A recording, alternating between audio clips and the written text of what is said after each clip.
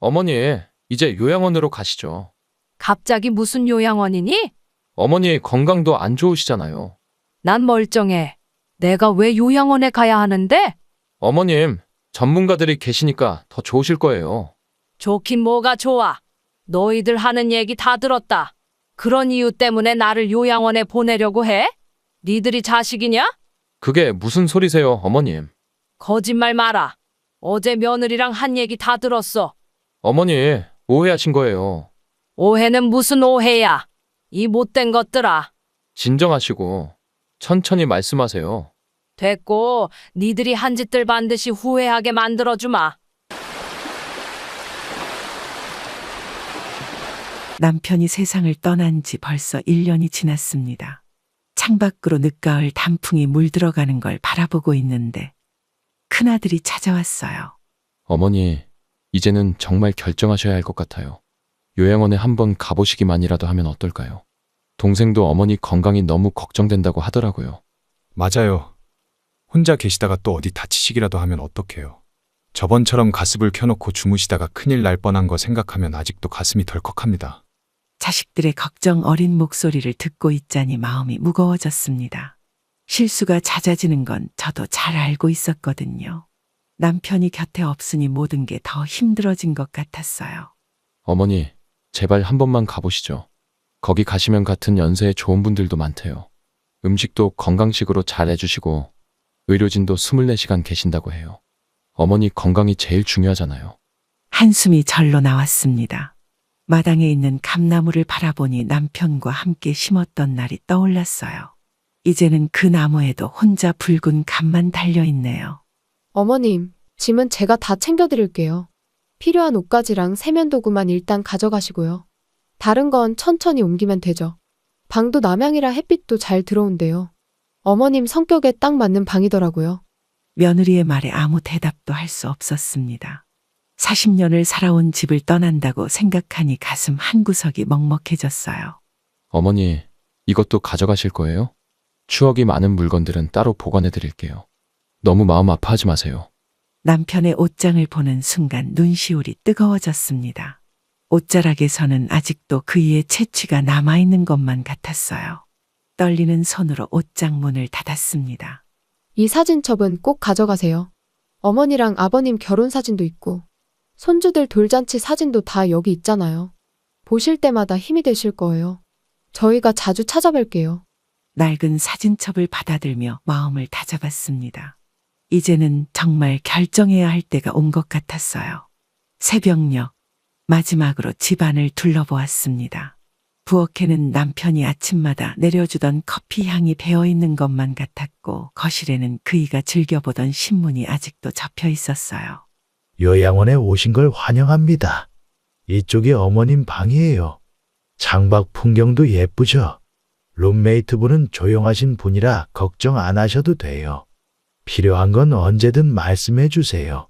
관리인의 상냥한 목소리가 멀게만 느껴졌습니다. 창가에 놓인 침대에 앉아 창밖을 바라보니 멀리 보이는 산자락이 낯설기만 했어요. 어머니, 저희 이제 가볼게요. 매주 찾아뵐 테니까 걱정 마세요. 전화 자주 드릴게요. 건강만 잘 챙기세요. 자식들이 떠나고 처음으로 진짜 혼자가 된 것 같은 기분이 들었습니다. 침대 옆 작은 서랍에 사진첩을 넣으며 중얼거렸어요. 여보, 괜찮은 선택일까요? 창밖으로 단풍잎 하나가 천천히 떨어져 내렸습니다. 마치 제 지난날이 저렇게 떨어져 내리는 것만 같았어요. 요양원에서의 삶이 3개월째 접어들었습니다. 오늘은 두 아들을 불렀어요. 더는 이곳에서 지낼 수 없다는 결심이 섰거든요. 가슴이 터질 듯한 답답함을 안고 면회실에서 아들들을 기다렸습니다. 어머니, 무슨 일 있으세요? 갑자기 둘 다 오라고 하셔서. 무슨 일 있으신 거예요? 걱정돼서 일까지 다 미뤘어요. 얼굴색이 안 좋아 보이시는데 혹시 편찮으신 거예요? 의사 선생님한테 진찰이라도 받아보실까요? 어머니, 말씀 좀 해주세요. 목소리가 떨렸습니다. 이제야 터트리는 이 말이 얼마나 힘들었는지 모릅니다. 손끝이 차가워지고 심장이 빠르게 뛰는 것이 느껴졌어요. 이제 집으로 돌아가고 싶구나. 요양원에서는 더는 못 있겠어. 매일매일이 감옥 같아. 나도 아직 내 생활을 할 수 있다. 눈물이 볼을 타고 흘러내렸습니다. 그동안 참아왔던 감정이 본물 터지듯 쏟아져 나왔어요. 떨리는 손으로 손수건을 꺼내 눈가를 닦았습니다. 어머니, 그게 말이 됩니까? 혼자 계시다가 또 사고라도 나면 어쩌시려고. 저희가 매일 이렇게 옆에 있을 수도 없고. 요양원이 처음엔 힘드시겠지만 적응하시면 괜찮으실 거예요. 어머니를 위해서 결정한 일인데. 가슴 한켠이 찢어지는 것 같았습니다. 내 아들들의 얼굴에 그려진 난처함과 걱정을 보는 것이 너무나 아팠어요. 하지만 이대로는 살 수 없었습니다. 난 여기서 죽고 싶지 않아. 내 인생의 마지막을 이렇게 보내고 싶지 않단다. 내 밥 내가 해먹고 내 빨래 내가 하면서 그렇게 자유롭게 살다가 가고 싶어. 너희들 걱정 안 시킬게. 목소리가 흔들렸지만 단단한 의지를 담아 말했습니다. 창밖으로 보이는 하늘이 유난히 푸르렀어요. 자유를 향한 갈망이 가슴 깊이 울렸습니다. 작은 아들아, 너는 어떻게 생각하니? 네 의견을 먼저 듣고 싶구나. 어린 시절 아들들 업어주던 그 따스한 기억이 떠올랐습니다. 지금은 그저 걱정거리가 된 늙은 어미를 바라보는 아들들의 눈빛이 안쓰러웠어요. 침묵이 무겁게 내려앉았습니다. 요양원 복도에서 들려오는 발자국 소리, 먼 곳에서 들리는 TV 소리, 누군가의 웃음소리. 이 모든 소리가 제 귓가에 생경하게 울렸어요. 다음 주까지만 시간을 주세요. 저희가 좀 더 상의해 볼게요. 어머니 건강이 제일 중요하니까 좋은 방법을 찾아보겠습니다. 두 아들이 돌아간 후 저는 창가에 서서 오랫동안 하늘을 바라보았습니다. 구름 한 점 없이 맑은 하늘이 마치 제 앞날처럼 깨끗하게 느껴졌어요. 요양원을 나가겠다는 제 말에 아들들은 서로 얼굴만 바라보다 결국 시간을 달라고 했습니다. 오늘 아침 복도에서 우연히 두 아들의 대화가 들려왔어요. 형, 어머니 모시는 게 쉽지 않을 것 같아요. 그러니까 내가 모시자니 집사람이 난리 날 거고. 형수님이 반대하시는 건 당연하죠. 너는 어떻게 생각하냐? 저야 원룸이라 모실 수가 없잖아요. 복도 모퉁이에 숨어서 두 아들의 대화를 듣는 제 마음이 무너져 내렸습니다. 가슴 한켠이 찢어지는 듯했어요. 요양원비도 만만찮은데 이제 직접 모시려면 간병인이라도 써야 할 텐데 그 비용이. 어머니 연금으로는 턱없이 부족하죠. 어떡하죠, 형? 나도 지금 머리가 다 아프다. 눈물이 차올랐지만 꾹 참았습니다. 제가 낳고 키운 아들들이 저를 두고 돈 얘기를 하는 모습이 너무 서글펐어요. 형수님은 반대 많이 하시죠? 아예 얘기도 꺼내지 말래. 식구들 다 반대할 텐데 요양원이 차라리 나을 것 같아요. 여기가 전문가들도 계시고. 벽에 기대어 선 제 다리가 후들거렸습니다. 마치 차가운 물을 뒤집어 쓴 것 같았어요. 숨이 턱 막히는 것을 느꼈습니다. 그래도 우리가 어머니 유일한 아들들인데. 형, 현실적으로 생각해봐요. 우리 각자 가정도 있고 직장도 있고 어머니 모시면 누군가는 희생해야 되잖아요. 그게 가능할까요? 마음속 깊이 한숨이 절로 나왔습니다. 제 아들들의 냉정한 계산이 가슴을 파고들었어요. 젊은 시절 두 아들을 키우느라 먹지도 못하고 입지도 못했던 날들이 떠올랐습니다. 형, 우리가 너무한 걸까요? 나도 마음이 편하진 않아. 그래도 어쩌겠어. 현실이 이런데 여기서 잘 지내시게 설득해야지. 더는 듣고 있을 수가 없었습니다. 조용히 제 방으로 돌아와 창밖을 바라보았어요. 하늘은 여전히 푸르고 맑았지만 제 마음은 먹구름이 가득했습니다. 침대에 앉아 옛날 사진첩을 펼쳐보았습니다. 두 아들의 돌잔치 사진, 초등학교 입학식 사진, 중학교 졸업식 사진. 한 장 한 장이 제 전부였던 순간들이었어요. 여보, 우리 아들들 참 잘 키웠다고 생각했는데 이제는 내가 그저 짐이 되어버렸나 봐요. 당신이었다면 어떻게 하셨을까? 이런 날이 올 줄은 몰랐어요. 난 그저 자유롭게 살고 싶었을 뿐인데. 사진첩을 덮으며 깊은 한숨이 나왔습니다. 창밖으로는 까치 한 마리가 날아가고 있었어요. 저 새처럼 자유롭게 날 수 있다면 얼마나 좋을까요? 요양원 식당에서 점심시간 종소리가 울립니다. 하지만 오늘은 밥 먹을 기분이 나지 않네요. 제 마음속에는 이미 다른 결심이 자리 잡고 있었거든요. 이제는 더 이상 자식들에게 기대지 말아야겠다는 생각이 들었습니다. 제 인생은 제가 책임져야 하니까요. 쓰린 가슴을 부여잡으며 새로운 결심을 했답니다. 일주일이 지나고 큰아들이 혼자 찾아왔습니다. 평소와 다른 굳은 표정이었어요. 무슨 일이 있었는지 궁금했지만 차분히 기다렸습니다. 어머니, 제가 모시기로 했습니다. 집사람하고 많이 싸웠어요. 작은 집은 원룸이라 아예 불가능하다고 하고, 제가 장남이니까 제가 모시겠습니다. 하지만 몇 가지 조건이 있어요. 아들의 목소리에서 피곤함이 묻어났습니다. 얼마나 힘든 결정이었을지 마음이 아팠어요. 아침 저녁으로 혼자 계셔야 해요. 저희 부부는 맞벌이라서 간병인은 형편상 어려워요. 식사도 직접 하셔야 하고, 혹시라도 사고 나면 바로 요양원으로 돌아오셔야 합니다. 그래, 걱정하지 마. 근데 엄마 혼자 살아도 되는데 괜찮겠니? 네, 그래도 어머니 혼자 있는 게 불안해요. 제 아들의 집에 가는 것이 이렇게 부담스러운 일이 될 줄은 몰랐어요. 너무 기대하지는 마세요. 최선은 다해보겠습니다만. 아들의 한숨 소리가 가슴을 파고들었습니다. 제가 낳고 키운 아들인데 이렇게 타인처럼 조건을 달며 말하는 모습이 너무 낯설었어요. 이사는 이번 주말에 하시죠. 짐은 최소한만 가져가세요. 방이 그리 크지 않거든요. 생활용품은 저희가 준비했어요. 방 안에 걸린 시계 소리만 덩그러니 울렸습니다. 침묵이 무거웠어요. 어머니와 아들 사이에 이런 어색한 순간이 올 줄은 몰랐네요. 고맙다, 아들아. 그저 이렇게라도 받아주니 고맙구나. 엄마 마음 알아줘서 정말 고마워. 떨리는 목소리로 겨우 말을 이었습니다. 아들은 고개를 숙인 채 아무 말도 하지 않았어요. 요양원 창문으로 비치는 노을이 유난히 붉었습니다.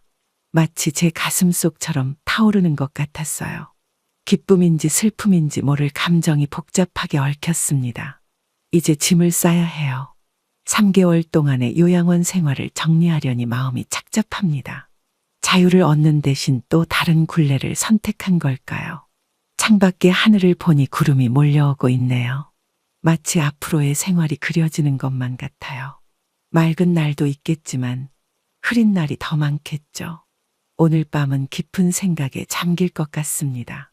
자식의 집에서 산다는 건 어떤 의미일까요? 그저 불편한 손님이 되는 건 아닐까? 이런저런 걱정이 밀려옵니다. 침대맡에 걸려있는 달력을 바라봅니다.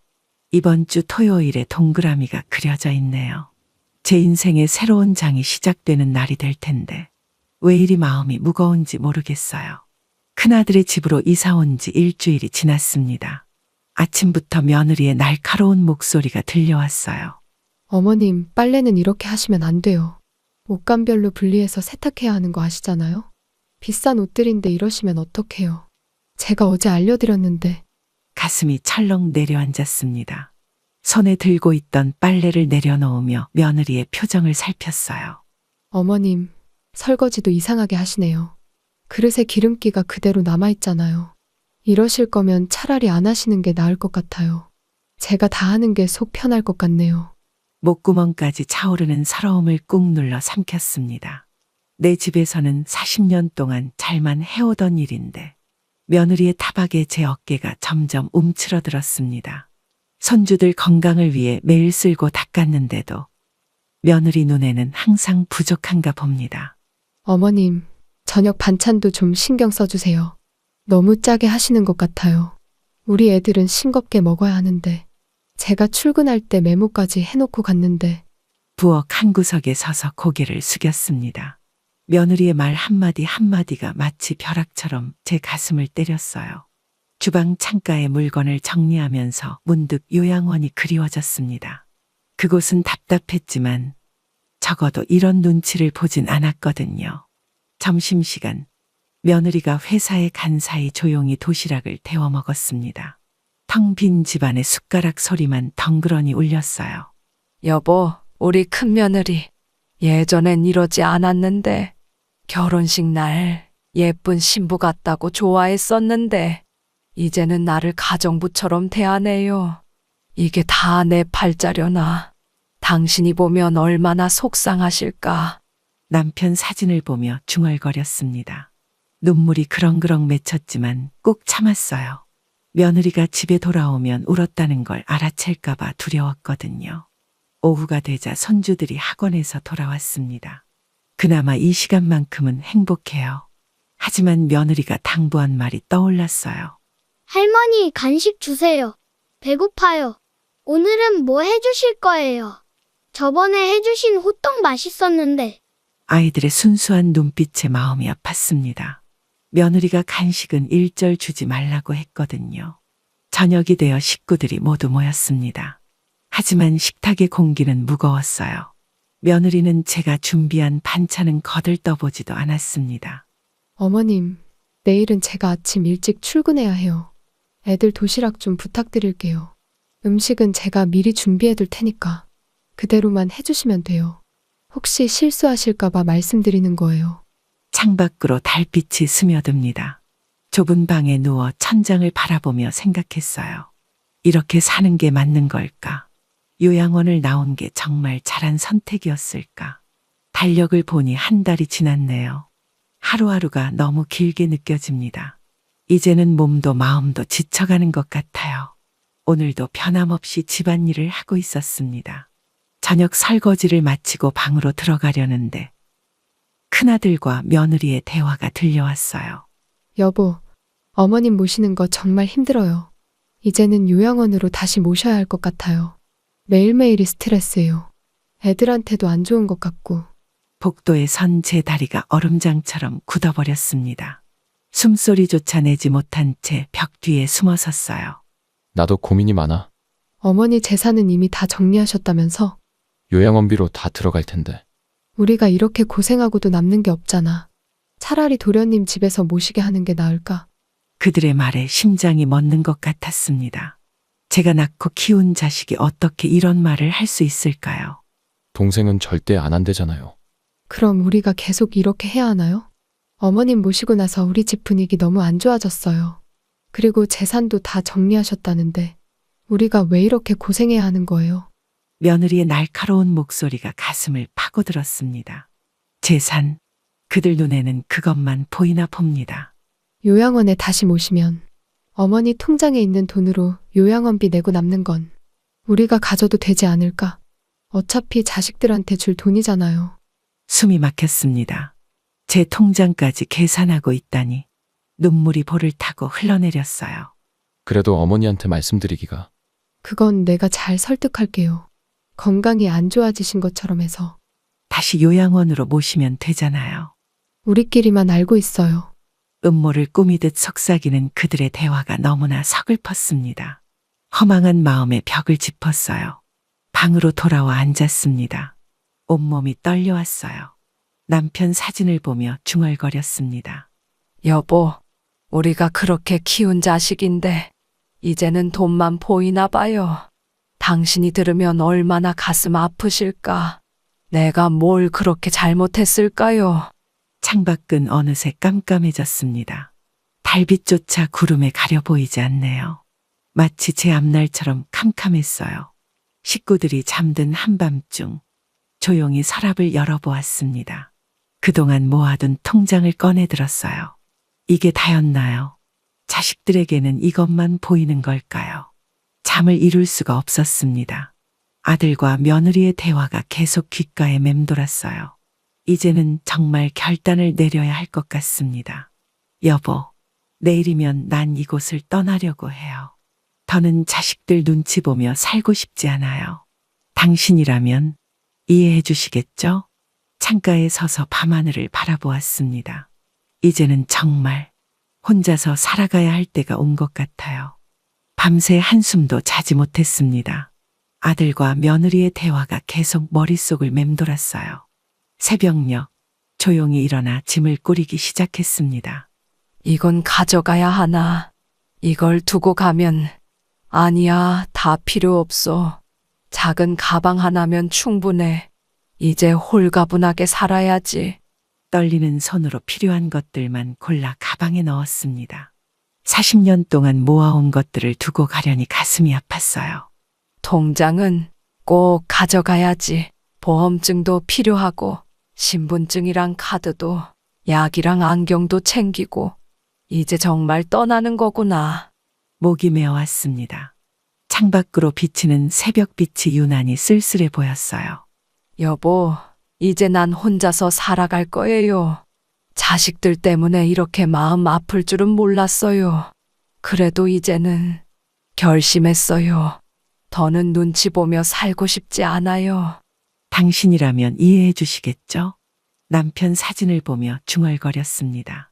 사진 속 남편은 여전히 따뜻한 미소를 짓고 계시네요.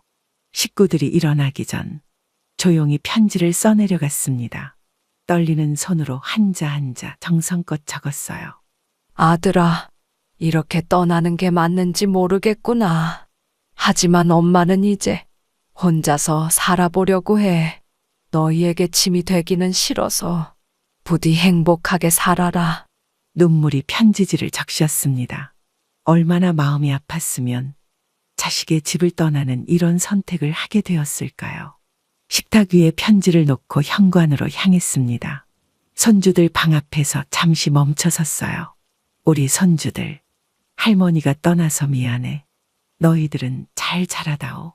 할머니 음식이 맛없었다고 해도 할머니는 늘 너희를 사랑한단다. 가방을 들고 현관문을 열었습니다. 아직 똥이 트기 전 어둑한 새벽이었어요. 이제 정말 가는 거구나. 돌아올 일은 없겠지. 40년 동안 모은 것들도 이제는 다 버려두고 새로 시작하는 거야. 뒤돌아보지 않고 걸었습니다. 발걸음이 무거웠지만 마음만은 이상하게 가벼웠어요. 버스 정류장에 홀로 서서 생각했습니다. 이제부터 어디로 가야 할지, 어떻게 살아야 할지. 하지만 이상하게도 두렵지 않았어요. 이제는 내 인생을 살아야지. 자식들 눈치 보며 사는 것보다 차라리 혼자가 낫겠어. 이제는 정말 내 삶을 찾아가야 할 때야. 새로운 시작이구나. 첫 차를 기다리며 하늘을 바라보았습니다. 동쪽 하늘이 밝아오고 있었어요. 마치 제 앞날처럼 희망이 보이는 것 같았습니다. 첫 차를 타고 터미널에 도착했습니다. 목적지는 30년 전 신혼여행으로 남편과 함께 갔던 그 시골 마을이에요. 할머니, 어디로 가시나요? 청송행 버스 타실 건가요? 짐이 무거워 보이시는데 제가 들어드릴까요? 혼자 가시기에는 먼 길인데 괜찮으실지 모르겠네요. 매표소 직원의 걱정 어린 말에 미소만 지었습니다. 이제는 누구의 걱정도 도움도 필요 없었어요. 괜찮아요. 이제 나는 혼자서도 잘 살 수 있어요. 내 인생의 마지막 여행이니까. 그동안 못 해본 거, 이제는 다 해보고 싶어요. 창가에 앉아 출발하는 버스 안에서 지나온 날들을 떠올렸습니다. 자식들을 위해 살아온 긴 시간. 이제는 저를 위한 시간을 가져야겠어요. 저기 보이는 산이 남편과 처음 본 풍경이었지. 그때는 얼마나 설레었나. 이제는 혼자 다시 오는구나. 그래도 마음이 평온하네. 3시간의 버스 여행이 끝나고 시골 마을에 도착했습니다. 30년 전과는 많이 달라졌지만 여전히 정겨운 풍경이네요. 할머니, 어디로 가시려고요?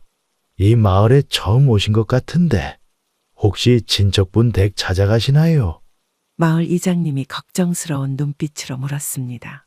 제 나이를 생각하면 당연한 걱정이겠죠. 저기 보이는 빈집. 혹시 새 놓으시나요? 제가 살고 싶은데 보증금은 충분히 있어요. 이장님의 도움으로 오래된 한옥을 구할 수 있었습니다. 비록 낡았지만 마당도 있고 텃밭도 있는 아담한 집이에요. 이제 여기가 내 집이구나. 새 출발을 하는 거야. 텃밭에는 상추도 심고 고추랑 깻잎도 심어야지. 내 맘대로 할 수 있어서 좋다. 짐을 풀며 설레는 마음이 들었습니다. 처음으로 제 의지로 선택한 삶이었어요. 해가 저물어갈 무렵 마당에 빨랫줄을 메었습니다. 옛날 시골집이 떠올라 웃음이 나왔어요. 여보, 이제 나 혼자서도 잘 살 수 있을 것 같아요. 자식들 생각은 나겠지만 이제는 내 인생을 살아보려고요. 당신이 보면 뿌듯해 하시겠죠? 내가 이렇게 용감해질 줄 몰랐죠? 그 순간 핸드폰이 울렸습니다. 큰아들이었습니다. 어머니, 도대체 왜 이러시는 거예요? 말 한마디 없이 나가시면 어떡해요? 우리가 얼마나 걱정했는지 아세요? 경찰서까지 가서 신고할 뻔했다고요. 어디 계신지 당장 말씀해 보세요. 아들의 거친 목소리에 가슴이 철렁 내려앉았습니다. 하지만 이상하게도 평온한 마음이 들었어요. 걱정시켜서 미안하구나. 하지만 이제 난 괜찮아. 내 살 길을 찾아왔단다. 더는 걱정하지 말고 너희 살길 잘 살아다오. 어머니, 그게 중요한 게 아니잖아요. 재산은 어떡하실 거예요? 통장이랑 도장은 다 가져가신 거예요? 그것들 정리하고 가셔야죠. 우리가 얼마나 힘들게 모셨는데. 역시 돈이었나 봅니다. 아들의 진심이 드러난 순간이었어요. 목소리가 떨렸습니다. 내 뱃속에서 나온 자식이 끝까지 돈만 바라보고 있다는 게 너무 서글펐어요. 어머니, 지금 어디세요? 제가 거기로 갈게요. 통장이랑 도장만 주시면 저희가 알아서 다 처리할게요. 어머니는 편하게 지내세요. 가슴이 미어져 왔습니다. 이제는 더 이상 들을 필요가 없었어요. 아들아, 이제 그만하자. 더는 할 말이 없구나. 너희가 원하는 대로 되진 않을 거야. 하지만 이제 전화 끊을게. 떨리는 손으로 전화를 끊었습니다. 눈물이 한 방울 떨어져 텃밭에 상추잎을 적셨어요. 여보, 우리 아들이 끝까지 돈만 보내요. 아들 생각을 잊기 위해 텃밭으로 돌아가 다시 상추를 따기 시작했습니다. 이제는 정말 새로운 시작이에요. 저녁 무렵 이장님이 찾아오셨습니다. 반찬도 한 접시 들고 오셨네요. 혼자 사시기로 하셨다면서요. 우리 동네에 오신 것 환영해요. 이웃 사촌이라고 서로 돕고 살아요. 내일은 우리 집에서 점심 드세요. 같이 있는 게 심심하지 않잖아요. 이렇게 따뜻한 이웃이 있어 다행입니다. 자식들 곁을 떠나왔지만 새로운 인연이 기다리고 있었네요. 그러다 문득 생각이 났습니다. 아직도 정리하지 못한 재산 문제. 이제는 이것도 결정해야 할 때가 온 것 같아요. 통장을 보니 남편이 남겨준 보험금도 있고 아파트 매각한 돈도 있고 이걸 어떻게 써야 할까? 자식들에게 줘야 하나? 마음이 복잡해졌습니다. 큰아들 집에서 들은 대화가 다시 떠올랐어요. 저희가 모시는데 돈이 얼마나 들어가는 줄 아세요? 요양원 보내면 그 돈으로 우리가 나눠 가지면 되잖아요. 어머님이 왜 그걸 가지고 계세요? 그때의 쓰라린 기억이 가슴을 파고들었습니다. 돈 때문에 변해버린 자식들. 여보, 우리가 평생 모은 돈인데 자식들은 이걸 자기들 것이라고 생각하네요. 당신도 이런 날이 올 줄 알았나요? 이제는 제가 결정해야 할 것 같아요. 더 의미 있게 써야겠어요. 방으로 들어와 통장들을 꺼내보았습니다. 평생 아끼고 모은 돈이에요. 이 돈이면 많은 걸 할 수 있겠네. 어려운 사람들 도울 수도 있고, 의미 있는 곳에 쓸 수 있고, 돈의 의미를 다시 한번 되새겨 보았어요. 자식들에게 주면 그들은 또 더 달라고 할 거야. 욕심은 끝이 없으니까. 이제는 내가 쓰고 싶은 대로. 의미 있게 써야겠어. 마을 회관에서 들은 이야기가 떠올랐습니다. 장학금이 필요한 아이들, 끼니를 걱정하는 노인들. 그래, 이제 알았어. 이 돈의 진정한 주인이 누군지, 나눠줘야 할 곳이 어디인지. 돈은 흘러가야 하는 거였어. 이제야 깨달았네. 저녁이 되어 달빛 아래 앉았습니다. 마음이 이상하게 평온해졌어요. 여보, 우리가 평생 모은 돈, 이제는 바르게 쓸 수 있을 것 같아요. 자식들 욕심에 맡기지 않고 진정으로 필요한 곳에. 당신도 동의하시죠? 결심이 섰습니다. 이제는 더 이상 망설이지 않을 거예요. 내일은 변호사님을 만나야겠어. 재산 처분에 대한 상담도 하고 유언장도 써야지. 모든 걸 확실히 해둬야 해. 후회 없는 선택을 해야지. 밤하늘의 별들이 유난히 밝게 빛났습니다. 마치 제 결심을 축복해주는 것만 같았어요. 이제는 정말 돈에 매여 있지 않아도 되고 마음 가는 대로 할 수 있고 이게 진정한 부자가 되는 거겠죠. 창가에 서서 달빛을 바라보았습니다. 이제야 진정한 자유를 느낄 수 있을 것 같아요. 며칠 전 마을 이장님께 들은 이야기가 마음에 걸렸습니다. 근처에 있는 복지재단에서 장학금을 못 받는 학생들이 많다고 하시더군요. 이장님, 그 복지재단에 대해 좀 더 자세히 말씀해 주세요. 어떤 일들을 하시나요? 제가 할 수 있는 일이 있을까요? 마을회관에서 이장님과 이야기를 나누었습니다. 제 질문에 이장님의 눈이 반짝였어요. 할머니, 정말 뜻깊은 생각을 하고 계시네요. 여기는 장학사업도 하고, 독거노인 지원도 하고, 그리고 결식아동 급식 지원도 하고요. 하지만 늘 재정이 부족하답니다. 가슴 한켠이 따뜻해졌습니다. 이제야 제가 해야 할 일이 무엇인지 분명해진 것 같았어요. 내일 재단에 한번 가보고 싶어요. 제가 도움이 될 수 있다면? 이장님의 안내로 복지재단을 방문했습니다. 그곳에서 본 아이들의 밝은 웃음이 가슴을 울렸어요. 할머니, 정말 큰 결심을 하셨네요. 이런 분이 계시다니. 많은 아이들이 혜택을 받을 수 있을 거예요. 어르신들도 도움받으실 수 있고. 정말 감사합니다. 재단 담당자의 말씀에 눈시울이 붉어졌습니다.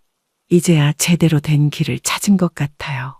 이 돈이 자식들에게 갔다면 그저 욕심만 키웠을 텐데 이렇게 쓰니 마음이 편해요. 이게 진정한 행복인가 봐요. 법적 절차를 밟기 시작했습니다. 모든 재산을 복지재단에 기부하기로 했어요. 장학금을 받은 학생이 의사가 될 수도 있고 선생님이 될 수도 있고 그 아이들이 또 다른 이들을 도울 거고 이런 게 진정한 유산이겠죠? 저녁 무렵 텃밭에서 채소를 가꾸며 생각했습니다. 이제는 마음이 한결 가벼워졌어요. 여보, 우리가 평생 모은 돈 이렇게 쓰니 참 좋네요.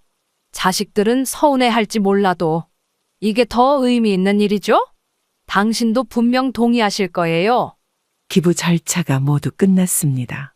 이제 마지막으로 자식들에게 편지를 써야겠어요. 창가에 앉아 오랫동안 고민했습니다. 이렇게 편지로 마지막 인사를 하네. 너무 서운해하지는 말아라. 엄마의 마지막 선택을 이해해 주길. 이게 최선이었단다. 떨리는 손으로 펜을 잡았습니다. 눈물이 한 방울 떨어져 종이를 적셨어요. 내가 너희를 얼마나 사랑했는지 지금도 변함없이 사랑한단다. 하지만 이제는 돈보다 중요한 걸 알았어. 그건 바로 진정한 행복이란다. 너희도 언젠가는 알게 될 거야. 작은 아들에게도 편지를 썼습니다. 마음속에 담아둔 말들을 하나하나 적어내려갔어요. 엄마가 갑자기 떠나서 미안하구나. 하지만 이제는 행복하단다. 너희를 원망하지도 않아. 그저 각자의 길이 있나 보다. 부디 행복하게 살아주렴. 며느리에게도 짧은 편지를 남겼습니다. 이제는 모든 것을 내려놓을 수 있을 것 같아요. 그동안 많이 힘들었지? 서로 이해하지 못했던 것 같구나. 이제는 모든 걸 용서하려 해. 너도 날 용서해 주길 바란다. 손주들을 생각하니 가슴이 먹먹해졌습니다. 그래도 밝게 자라주길 바라는 마음을 담았었어요. 사랑하는 우리 손주들에게 할머니가 멀리 가게 되었구나. 하지만 늘 너희를 생각할 거야. 건강하게 자라다오. 훌륭한 사람이 되어주렴. 모든 편지를 봉투에 넣으며 깊은 숨을 내쉬었습니다. 이제 정말 마지막이네요. 여보, 이제 편지도 다 썼어요. 아이들이 이해해 줄까요? 시간이 지나면 알게 되겠죠? 제 선택이 옳았다는 걸. 그때까지 기다려야겠어요. 우체통에 편지를 넣으러 가는 발걸음이 무거웠습니다. 하지만 마음만은 이상하게 가벼웠어요. 이제 정말 끝이 났네요. 모든 걸 내려놓으니 오히려 더 편하네요. 자식들도 언젠가는 이해해 줄 거예요. 우체통 앞에서 잠시 망설였습니다. 하지만 이내 편지들을 넣었어요. 저기 날아가는 새들처럼 이제는 자유롭게 살 수 있겠죠? 더 이상 눈치 보지 않고 마음 가는 대로 살아도 되겠죠? 이게 진정한 사랑일지도 몰라요. 집으로 돌아오는 길. 석양이 유난히 아름다웠습니다. 마치 새로운 시작을 축복해주는 것 같았어요. 이 글을 읽고 계신 여러분, 저의 긴 이야기에 귀 기울여 주셔서 감사합니다. 오늘은 마지막으로 제가 깨달은 것들을 나누고 싶어요. 인생은 참 신기한 것 같아요. 끝이라고 생각했던 순간이 새로운 시작이 되더군요. 요양원에서의 좌절도 결국은 축복이었나 봐요. 텃밭의 채소들을 가꾸며 생각했습니다. 제 인생도 이렇게 조금씩 자라나고 있네요. 자식들을 위해 살았던 지난 날들. 그게 전부인 줄 알았는데 이제야 깨달았어요. 진정한 행복은 다른 곳에 있었네요. 나 자신을 사랑하는 것. 그게 첫걸음이었어요. 마을 회관에서 만난 할머니들과 이야기를 나누다 문득 떠올랐습니다.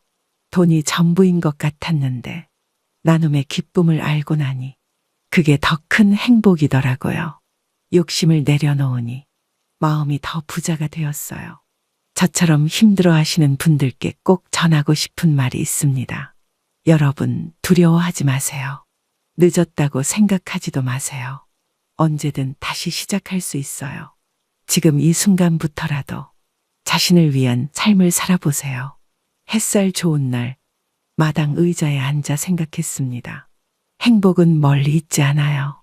바로 우리 곁에 있죠. 작은 텃밭의 채소에도, 이웃과 나누는 정에도, 스스로를 아끼는 마음에도, 이제는 진정으로 제가 원하는 삶을 살고 있습니다. 나이는 숫자에 불과해요. 언제든 변할 수 있어요. 용기만 있다면 새로운 삶이 기다리고 있죠. 여러분도 할 수 있어요.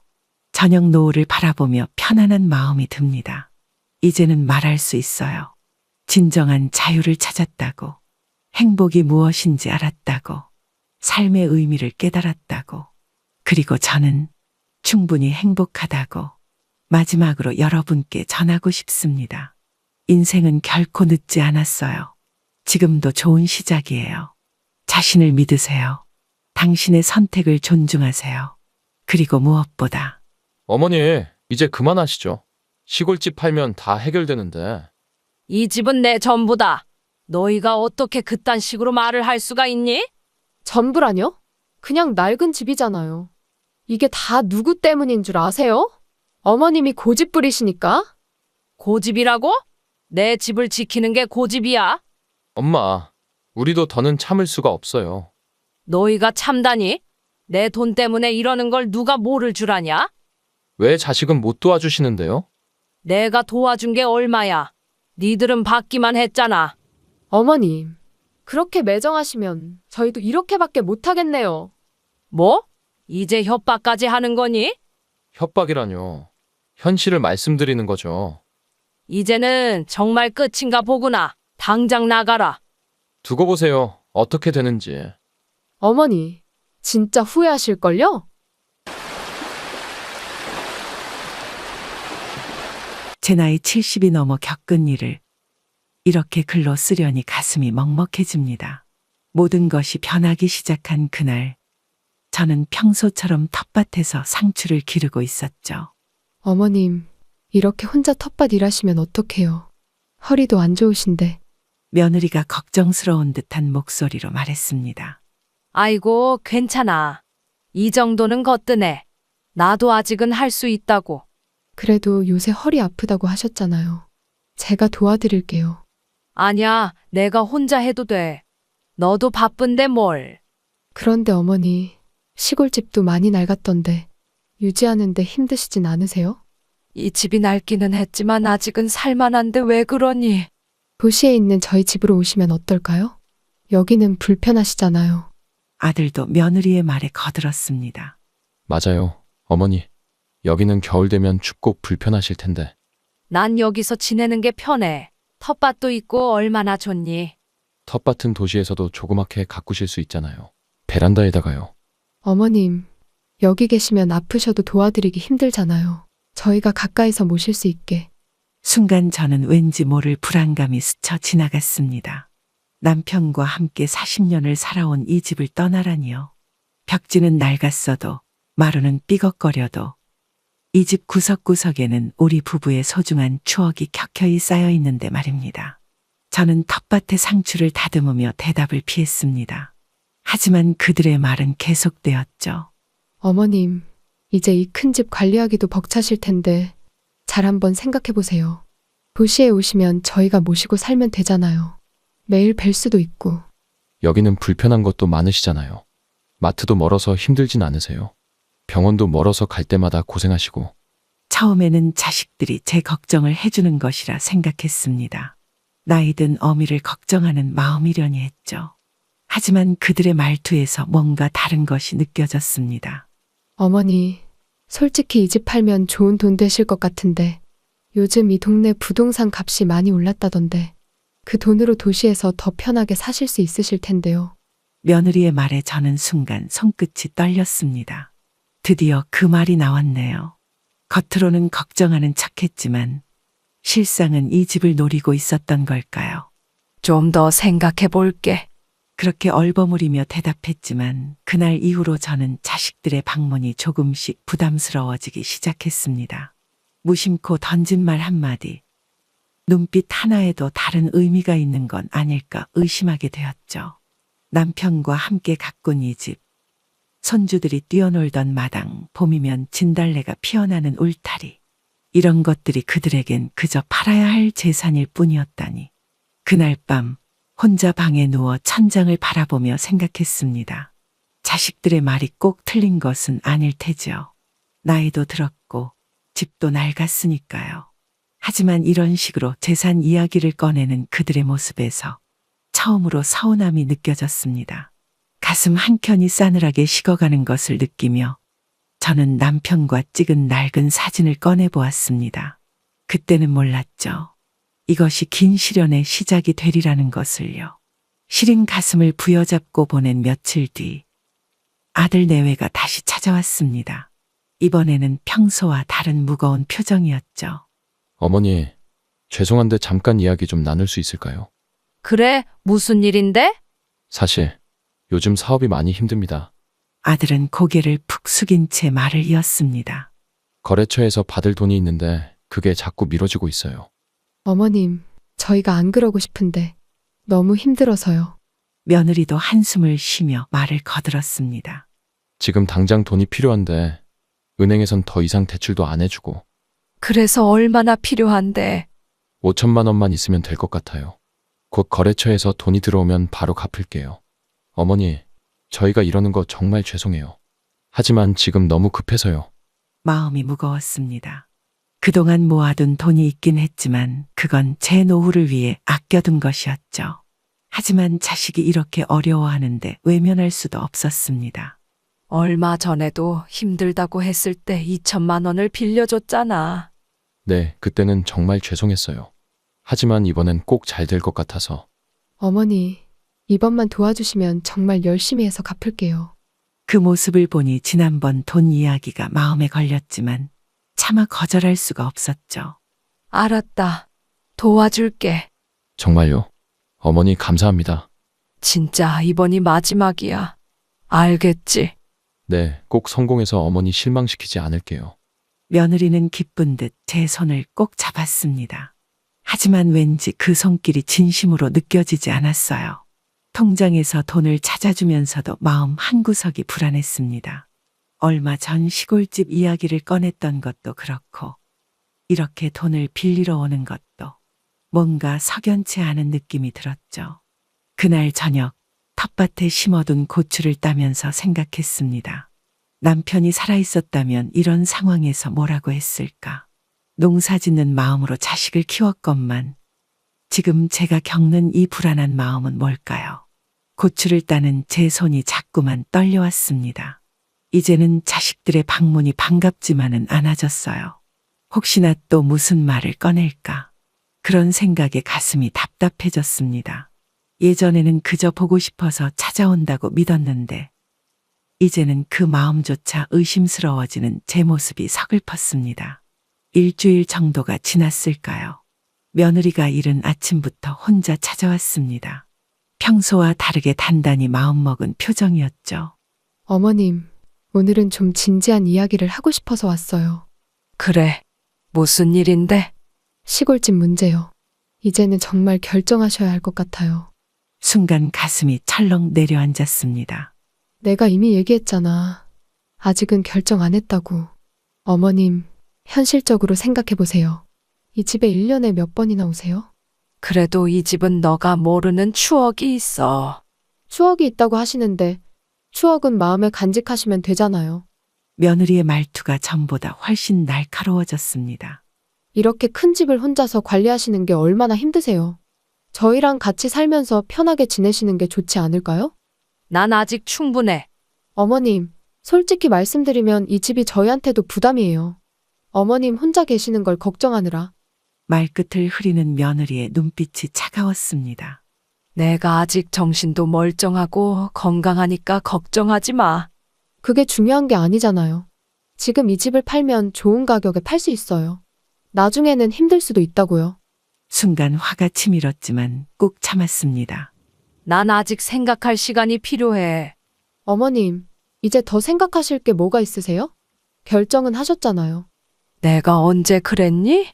그동안 충분히 고민하시지 않으셨어요? 이제는 결단을 내리셔야죠. 며느리의 말투에 불편함을 넘어 공포가 느껴졌습니다. 제 의사는 전혀 상관없다는 듯한 태도였어요. 오늘은 돌아가라. 난 좀 쉬고 싶다. 어머님, 자꾸 이렇게 미루시면 나가래도. 며느리는 못마땅한 표정을 지으며 일어섰습니다. 현관문이 거칠게 닫히는 소리가 들렸죠. 혼자 남은 집안이 갑자기 낯설게 느껴졌습니다. 수십 년을 살아온 이 집인데 왜 이렇게 차갑게 느껴지는 걸까요? 자식들에게 이런 대접을 받을 만큼 제가 뭘 잘못했던 걸까요? 마당 한켠에 피어있는 국화꽃을 바라보며 한숨을 쉬었습니다. 남편과 함께 심었던 꽃인데 이제는 그 추억마저 팔아야 한다고 하네요.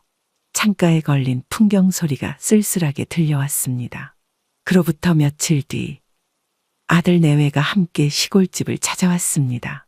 전화도 없이 갑자기 왔더군요. 마당에 차가 들어오는 소리를 듣자마자 가슴이 덜컥 내려앉았습니다. 어머니, 오늘은 집 좀 둘러봐도 될까요? 갑자기 웬일로?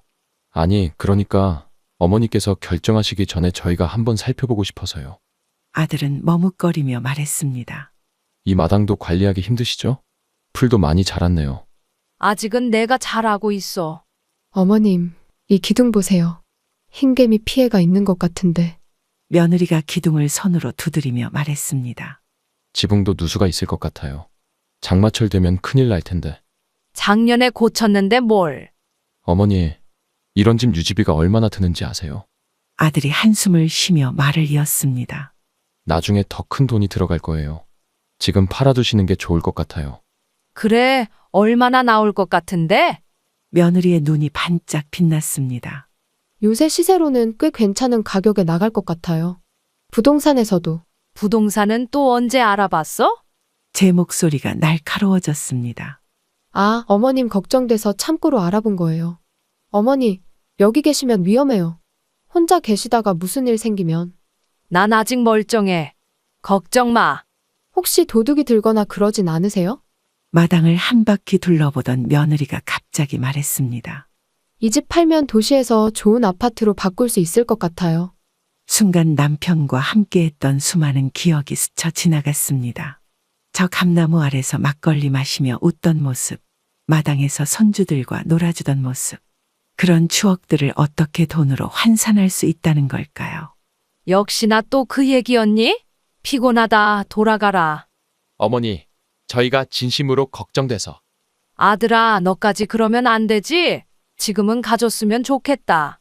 그들이 떠난 후 마당에 홀로 서서 집을 바라보았습니다. 낡았다고 불편하다고 위험하다고 하지만 이 집은 제 인생의 절반을 함께한 또 하나의 가족인데 자식들은 왜 그걸 모를까요? 처마 끝에 매달린 풍경이 바람에 흔들려 올립니다. 그 소리가 오늘따라 유난히 쓸쓸하게 들리네요. 마치 저의 마음처럼. 집을 둘러보고 간 지 이틀 뒤였을까요? 이번에는 며느리가 사부인을 데리고 왔습니다. 왜 데려왔는지 곧 알게 되었죠. 어머님, 우리 어머니도 얼마 전에 시골집 정리하시고 도시로 올라오셨어요. 며느리의 말에 수부인도 거들었습니다. 맞아요. 올라와서 얼마나 편한지 모릅니다. 시골에 있을 때는 왜 그렇게 고집을 부렸나 싶더라고요. 사부인도 이제는 결정하셔야죠. 그렇게 옛날 방식만 고집하시면 안 돼요. 맞아요. 요즘 시대가 어떤 시대인데. 아직도 이런 시골집에 계시려고 하세요? 난 여기서 살면서 불편한 적 없는데. 어머님, 그런 고집은 이제 버리셔야 해요. 저희도 얼마나 답답한지 아세요? 아들도 한마디 거들었습니다. 엄마, 우리가 틀린 말 하나도 없잖아요. 왜 이렇게 고집을 부리세요? 고집을 부리는 건 너희들 아니니? 사부인이 또다시 끼어들었습니다. 저도 처음엔 망설였는데 지금은 얼마나 좋은지 몰라요. 마트도 가깝고 병원도 가깝고. 그만들 하세요. 더는 듣고 싶지 않아요. 제 목소리가 떨렸습니다. 사부인, 왜 화부터 내세요? 저희가 다 사부인 좋으라고 하는 말인데. 좋으라고요?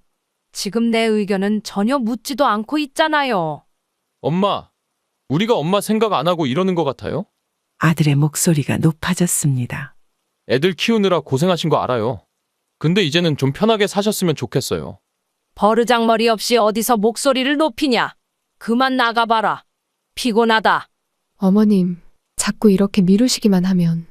그 입 다물고 당장 나가래도. 그들이 떠나고 난 후 마루에 홀로 앉아 멍하니 하늘을 바라보았습니다. 제 생각이 구식이라고요. 고집이라고요. 제 마음도 모른 채 그저 자기들 편한 대로만 생각하는 게 과연 누가 구식인 걸까요? 저녁 무렵 장독대 옆 감나무에서 늘 보던 까치가 울었습니다. 예전에는 반가운 손님이 온다고 좋아했는데 이제는 그 울음소리조차 서글프게 들리네요. 자식들에게 처음으로 진정한 실망을 느낀 날이었습니다. 이웃집 김 할아버지와 마당에서 차를 마시며 이야기를 나누고 있었죠. 어르신, 요즘 너무 힘드네요. 왜 그러시나? 무슨 일 있으신가? 며느리가 말이야. 이제는 사부인까지 데려왔다니까. 사부인을요? 아니, 왜요? 자기네 어머니까지 데려와서 나보고 시골집 팔라고 하더라고. 한숨이 절로 나왔습니다. 그래서 뭐라고 하시던가? 사부인도 시골집 팔고 도시로 갔다면서 나보고도 그러라는 거야. 허이구, 남의 집이를 어떻게 그렇게 간섭하나? 김 할아버지가 안타까운 듯 고개를 저었습니다. 며느리가 그러더라고. 어머님, 우리 어머니도 그러셨는데 지금은 얼마나 편하게 사시냐고. 아이고, 세상에 똑같은 사연이 어디 있나? 사람 사정이 다 다른데. 그러니까요. 내 입장은 생각도 안 하고. 눈물이 그렁그렁 맺혔습니다. 실제로는 어떻게 하고 싶으신데요? 속마음이 어떠신가? 난 이 집에서 살다가 죽을 때까지 살고 싶어요. 그럼 그렇게 하셔야지. 누가 뭐래도 당신 땅이고 당신 집인데. 그렇죠? 내 땅이고 내 집인데. 맞습니다. 어르신 의견이 제일 중요하지. 김 할아버지가 담배를 한 모금 피우며 말했습니다. 흔들리지 마시오. 그 마음 그대로 가지고 계시고. 고마워요. 이렇게라도 내 맘 알아주는 사람이 있어서. 당연하지요. 평생 가꾸신 터전인데 누가 뭐라든 본인 뜻대로 하셔야지. 마당에 핀 봄꽃들이 살랑이는 바람에 흔들립니다. 김 할아버지의 든든한 한마디에 흔들리던 마음이 조금은 단단해지는 것 같았어요. 참, 이런 말 할 때도 없어서 미안해요. 에이, 늘 이렇게 이야기하면서 살아야지. 나도 이웃 사촌인데.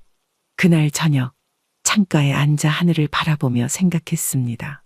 내 땅, 내 집, 내 인생. 이제는 더 이상 흔들리지 말아야겠어요. 서늘한 저녁 무렵이었어요. 갑자기 찾아온 아들의 얼굴이 어두웠습니다. 엄마, 죄송한데 또 돈 얘기니? 한숨이 절로 나왔습니다. 이번에는 정말 큰일이 났어요. 이번에는 또 무슨 일인데?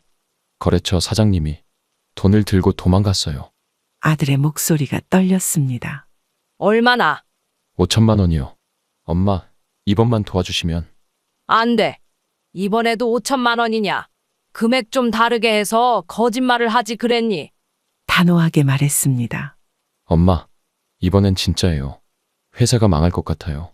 지난번에도 그랬고 그 지난번에도 그랬잖아. 이번엔 달라요. 진짜 위험해서. 너 내가 얼마나 도와줬는지 알아? 목소리가 높아졌습니다. 그동안 빌려간 돈이 얼마야? 한 번이라도 갚은 적 있니? 그건 사정이 안 돼서. 이제는 지쳤다, 정말. 엄마, 제발요. 이번이 진짜 마지막이에요. 아들이 무릎을 꿇으려 했습니다. 그만해. 일어나라. 엄마가 안 도와주시면 저 진짜 죽을 것 같아요. 이제 그만하자. 너도 지긋지긋하지 않니? 차갑게 말했습니다. 더 이상 돈 얘기는 듣고 싶지 않아. 엄마. 네가 번 돈으로 네 살 길을 찾아. 이제는 내 돈으로는 안 돼. 이렇게 매정하실 수가 있나요? 매정한 게 아니야. 이제야 정신 차린 거지. 아들은 발길을 돌렸습니다. 문을 쾅 닫고 나가면서 다신 안 올 거예요. 라고 소리쳤죠. 창밖을 바라보며 한숨을 쉬었습니다. 예전 같았으면 아들의 등을 붙잡고 울었겠지만 이제는 지칠 대로 지쳤어요. 마당에 떨어진 감나무 잎을 보면서 생각했습니다. 자식 키우는 게 감나무 키우는 것만 못하다더니 이제야 그 말뜻을 알 것 같네요. 아침 일찍부터 대문을 쾅쾅 두드리는 소리가 들렸습니다. 문 열어요. 취기 섞인 아들의 목소리였어요. 이 시간에 왜 이러는 거야? 왜 돈을 안 주시는 건데요? 그깟 돈이 뭐라고? 문을 열자마자 술 냄새가 확 끼쳤습니다. 너 술 먹었니? 네, 마셨는데요. 어머니 때문에 마신 거예요. 아들이 갑자기 화를 내더니 비틀거리며 현관으로 들어왔습니다. 이러고 들어오면 안 돼. 나가서 정신 차리고 와. 돈도 안 주시면서 무슨 정신을. 아들이 갑자기 신발장을 발로 걷어찼습니다. 이게 무슨 짓이야? 어머니가 도와주시기만 했어도 이런 일 없잖아요. 너 지금 제정신이 아니구나. 맞아요. 미쳤어요. 돈 때문에 미쳤다고요. 아들이 갑자기 거실 화분을 집어던졌습니다. 당장 나가. 이러면 경찰 부를 거야. 부르세요. 차라리 감옥에 가는 게 나아요. 네가 정말 내 아들이 맞니? 떨리는 손으로 전화기를 들었습니다. 뭐요? 경찰 정말 부르게요? 더 이상 너 같은 아들 필요 없어. 아들이 전화기를 낚아채 벽에 던졌습니다. 이러다 너 큰일 나. 그때 이웃집 김 할아버지가 들어오셨습니다. 이게 무슨 소란이야? 자네가 술 먹고 이 난리를 치는 게 말이 되나? 아들이 그제야 정신을 차린 듯 했습니다. 당장 나가게. 안 그러면 내가 경찰을 부르겠네. 김 할아버지의 단호한 목소리에 아들은 비틀거리며 나갔습니다. 어머니 두고 보세요. 위협하듯 던진 말을 남기고 사라졌어요. 그 자리에 주저앉아 한참을 울었습니다. 괜찮으세요? 네, 고맙습니다. 아이고, 자식이 술 먹고 어미한테 행패를 부리다니. 김 할아버지의 말씀에 가슴이 더욱 아팠습니다. 이제는 정말 끝인가 봅니다. 잠시 마음을 가라앉히고 시장 골목을 걸으며 오늘 저녁 반찬을 고르고 있었습니다. 아침에 불쾌한 일은 잠시 잊은 채 채소들을 고르고 있었죠. 이 마늘종 얼마예요? 5,000원이에요, 할머니. 싱싱하네. 이거 주세요. 그때였습니다. 호주머니 속 전화기가 울렸어요. 여보세요? 큰일 났습니다. 어르신, 지금 어디 계세요? 이웃 주민의 다급한 목소리였습니다. 시장에 왔는데 무슨 일이세요? 빨리 오셔야 해요. 집이 어떻게 됐다고요? 불이 났어요. 소방차가 지금 출동했는데. 순간 귀에서 윙하는 소리가 났습니다. 다리에 힘이 풀려 그 자리에 주저앉을 뻔했어요. 지금 불이 크게 번졌나요? 아이고, 지금 난리도 아니에요. 빨리 오세요. 장바구니를 그 자리에 떨어뜨렸습니다. 마늘종이 바닥에 흩어졌지만 주울 정신도 없었어요. 다행히 택시 한 대가 곧바로 섰어요. 어디로 모실까요? 상동리, 제발 빨리요. 집으로 향하는 길이 그토록 멀게 느껴진 적은 없었습니다. 창밖으로 검은 연기가 보이기 시작했어요. 저기 연기 나는 대로 가주세요. 목소리가 떨렸습니다. 마을 어귀에 도착하자마자 소방차 사이렌 소리가 들렸습니다. 빨간 불빛이 온 동네를 비추고 있었어요. 할머니, 여기서 내리시면. 택시 기사님의 말이 끝나기도 전에 차에서 뛰어내렸습니다. 어머님, 김 할아버지가 저를 발견하고 달려왔습니다. 우리 집이 말을 잇지 못하고 그대로 주저앉고 말았어요. 불길이 거실 쪽을 완전히 삼키고 있었습니다. 창문마다 검은 연기가 뿜어져 나왔고 소방관들이 호스로 물을 뿌리고 있었지만 역부족인 것 같았어요. 어떻게 이럴 수가? 모르겠어요. 갑자기 연기가 보이더니 마당 한켠에 서서 바라보는 것밖에 할 수 없었습니다. 남편과 함께 지은 집, 40년을 살아온 우리 집이 눈앞에서 타들어가고 있었어요. 소방서에서 원인 조사한다고 했어요. 혹시 누가 본 사람은 있나요? 아직은 모르겠어요. 가슴이 덜컥 내려앉았습니다. 아침에 있었던 일이 떠올랐어요. 아들이 술에 취해 했던 말. 어머니, 기다리세요. 두고 보세요. 아니겠죠. 설마. 혼잣말처럼 중얼거렸습니다. 소방관들이 열심히 불을 끄고 있었지만 이미 집의 절반은 새카맣게 타버렸어요. 부엌과 거실이 완전히 불타버렸고 안방 쪽으로 불길이 번지고 있었습니다. 어르신, 진정하세요. 김 할아버지가 제 어깨를 잡아주었지만 눈물이 멈추지 않았습니다. 이게 꿈이겠죠. 악몽이겠죠. 마을 사람들이 하나둘 모여들기 시작했습니다. 어머나, 저게 무슨 일이야? 불이 어떻게 난 거래? 귓가에 들리는 이웃들의 수군거림이 가슴을 더욱 아프게 했습니다. 경찰관이 다가왔습니다. 할머니, 혹시 오늘 누가 집에 들어온 적 있으세요? 아침에 아들이. 말을 잇지 못했습니다. 아들이, 내 아들이 설마. 그럴 리는 없겠지. 소방관들이 계속해서 물을 뿌리고 있었지만 이미 집의 대부분이 타버린 상태였습니다. 지붕은 완전히 무너져 내렸고 기둥들은 까맣게 탄 채 서 있었어요. 어르신, 일단 우리 집에서 쉬다 가세요. 김 할아버지가 저를 부축했습니다. 하지만 발걸음이 떨어지지 않았어요. 저기 우리 집이 타고 있는데 어떻게 발길을 돌릴 수 있을까요? 조금만 더 있을게요. 마당 한켠에 쭈그려 앉아 타들어가는 집을 바라보았습니다.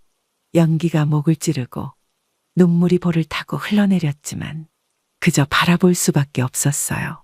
남편이 심은 감나무도 불길에 그을렸네요. 봄이면 진달래가 피던 울타리도 제가 되어버렸고 40년의 세월이, 우리 부부의 추억이, 자식 키우며 흘린 땀방울이 모두 연기가 되어 하늘로 사라져가고 있었습니다. 어르신, 조금만 더요. 하늘은 여전히 맑기만 했습니다. 구름 한 점 없이 푸른 하늘 아래 제 인생의 전부였던 집이 제가 되어가고 있었어요. 여보세요. 떨리는 손으로 전화를 걸었습니다. 네, 어머니. 무슨 일이세요? 아들의 목소리는 의외로 또렷했습니다. 우리 집에 불이 났어. 잠시 침묵이 흘렀습니다. 네? 불이요? 너가 그랬니? 저는 단도직입적으로 아들에게 추궁하기 시작했습니다. 뭐라고요? 아침에 그렇게 화내고 가더니. 목소리가 떨려왔습니다. 어머니, 제가 왜 그런 짓을 해요? 너가 아니면 누가 우리 집에. 저도 많이 화가 났지만 그렇다고 어머니 집에 불을 지르진 않아요. 아들의 목소리가 높아졌습니다. 그럼 누가 이런 짓을. 어머니, 제가 지금 당장 가보겠습니다. 오지 마. 이제 와서 뭘. 정말이에요. 제가 안 그랬어요. 너가 아니면 누가 이럴 수 있니? 눈물이 멈추지 않았습니다. 어머니, 제가 아무리 그래도 그런 짓은 절대 안 해요. 너가 그날 아침에 협박처럼 한 말이 있잖니. 그건 그냥 술김에 한 말이고요. 말을 잇지 못하고 흐느꼈습니다. 어머니, 정말 죄송해요. 아침에 그런 행동을 해서. 하지만 불은 정말 제가 안 질렀어요. 믿어주세요. 아들의 목소리에도 울음이 섞여 있었습니다. 그래. 네가 아니길 바란다. 우리 집이 이제 제가 되어버렸어. 전화를 끊고 다시 불타는 집을 바라보았습니다. 연기가 하늘로 솟구쳐 올랐어요. 아들의 필사적인 목소리가 거짓말 같진 않았습니다. 하지만 그럼 누가 이런 짓을. 어느 날 경찰에서 연락이 왔습니다. 할머니, 잠시 들르셨으면 합니다. 경찰서에서 걸려온 전화에 가슴이 덜컥 내려앉았습니다. 무슨 일이신가요? CCTV 영상이 확보됐습니다. 떨리는 마음으로 경찰서로 향했습니다. 담당 형사님이 조심스러운 표정으로 저를 맞이했어요. 영상을 보시기 전에 마음의 준비를 하셨으면 합니다. 작은 모니터 앞에 앉았습니다. 화면이 켜지자 우리 집 앞 골목이 보였어요. 비틀거리며 걸어오는 사람. 아들이었습니다. 이건 손으로 입을 막았습니다. 화면 속 아들은 주위를 두리번거리더니 비닐봉지에서 뭔가를 꺼냈어요. 페트병이었습니다. 설마 아들은 부엌 창문 쪽으로 다가가 페트병을 열었습니다. 그리고 안에 있던 액체를 뿌리기 시작했어요. 담당 형사가 제 어깨를 잡아주었습니다. 화면 속 아들은 주머니에서 라이터를 꺼냈습니다. 그리고 순식간에 불길이 치솟았어요. 눈앞이 캄캄해졌습니다. 거짓말이라고 했는데, 절대 안 그랬다고 했는데. 영상은 계속 재생되었습니다. 아들은 불길이 치솟자 급하게 그 자리를 벗어났어요. 여전히 비틀거리는 걸음이었습니다. 할머니, 이제 그만 보시는 게. 아니에요. 끝까지 봐야 해요. 떨리는 눈으로 화면을 바라보았습니다. 불길은 순식간에 번져갔고 아들은 그대로 사라졌어요. 가슴이 찢어지는 것 같았습니다. 내가 잘못 키운 걸까요? 할머니, 돈 때문에 이렇게까지. 밖으로 나오니 다리에 힘이 풀렸습니다. 길가 벤치에 앉아 하늘을 올려다보았어요. 여보, 우리가 그렇게 키운 아들인데. 눈물이 볼을 타고 흘렀습니다. 돈이면 다 되는 줄 알았나 봐요. 경찰서를 나서는 발걸음이 무거웠습니다. 이제는 돌이킬 수 없게 됐네요. 아들은 거짓말을 했고 제 마지막 믿음마저 산산조각이 났습니다. 버스 창밖으로 스쳐 지나가는 풍경을 보며 생각했어요. 그 페트병에 담긴 건 휘발유였겠죠. 아들은 얼마나 큰 분노와 원망으로 그런 짓을. 집으로 가는 길에 문득 옛 앨범이 생각났습니다. 아들이 첫걸음마 뗐을 때, 유치원 졸업식 때, 대학 입학식 때, 그때는 그렇게 예쁘고 자랑스러웠는데, 이제는 어떻게 해야 할까요? 경찰이 곧 아들을 체포하겠죠. 그리고 재판도 받게 될 텐데, 한숨만 나옵니다. 자식 키우는 게 고생이라지만, 이런 고생일 줄은 몰랐네요. 불에 탄 우리 집처럼, 제 마음도 제가 되어버린 것 같아요. 어머니, 이제 어떻게 하실 거예요? 다음 날 아침부터 찾아온 며느리가 조심스레 말을 꺼냈습니다. 보험회사에서 연락 왔더라고요. 보험금이.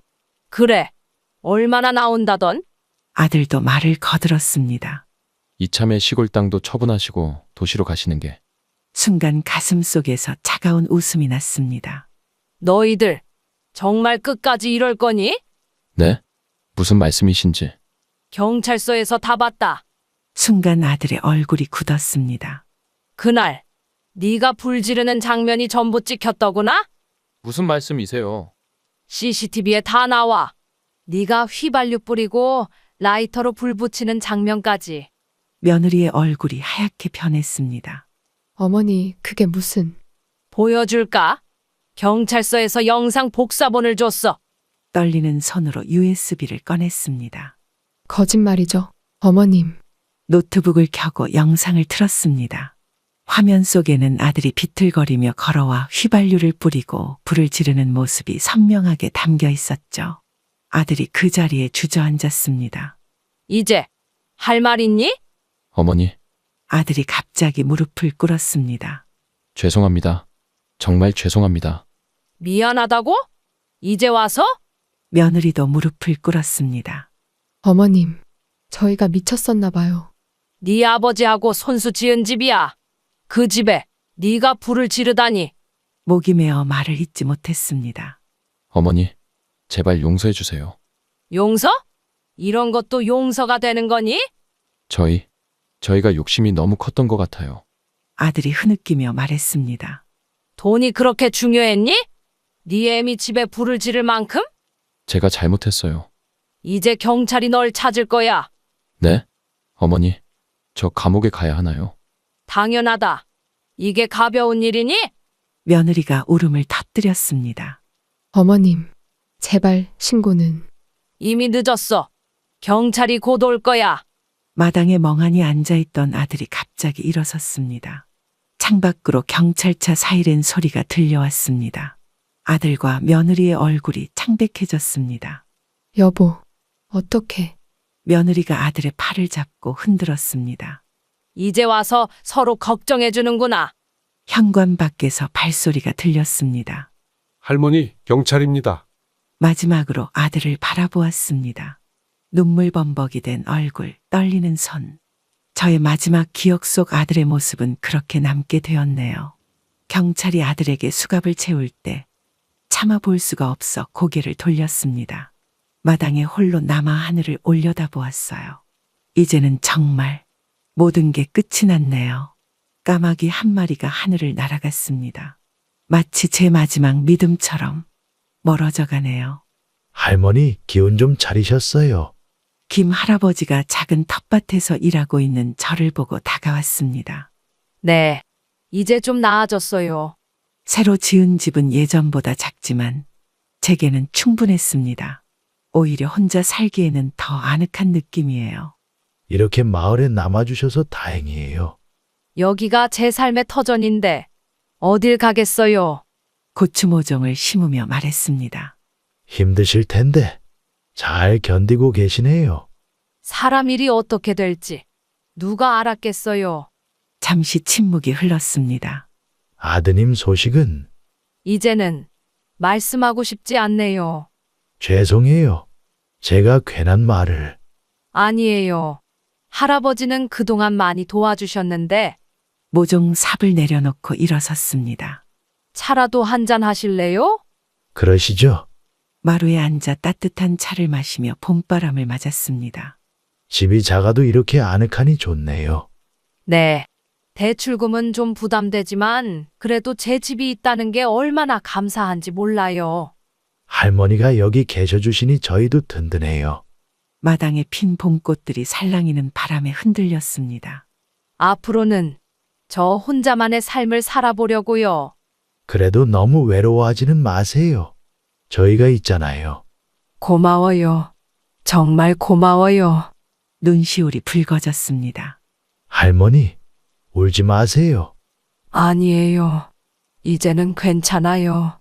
작은 창으로 들어오는 햇살이 따뜻했습니다. 비록 예전에 크고 넓은 집은 아니지만 이렇게 다시 시작할 수 있다는 것만으로도 감사했어요. 내일은 저희 집에서 점심 드시죠? 아이고, 그러실 필요 없어요. 같이 밥 먹는 게 뭐가 어려워요. 동태찌개 해드릴게요. 따뜻한 마음이 전해져 왔습니다. 봄바람이 불어옵니다. 이제는 정말 새로운 시작을 할 수 있을 것 같아요. 구독자 여러분, 돈이란 것이 참 무섭습니다. 부모 자식 간의 정도, 40년 세월의 추억도 한순간에 무너뜨릴 수 있다는 걸 이번 일을 겪으며 뼈저리게 느꼈습니다.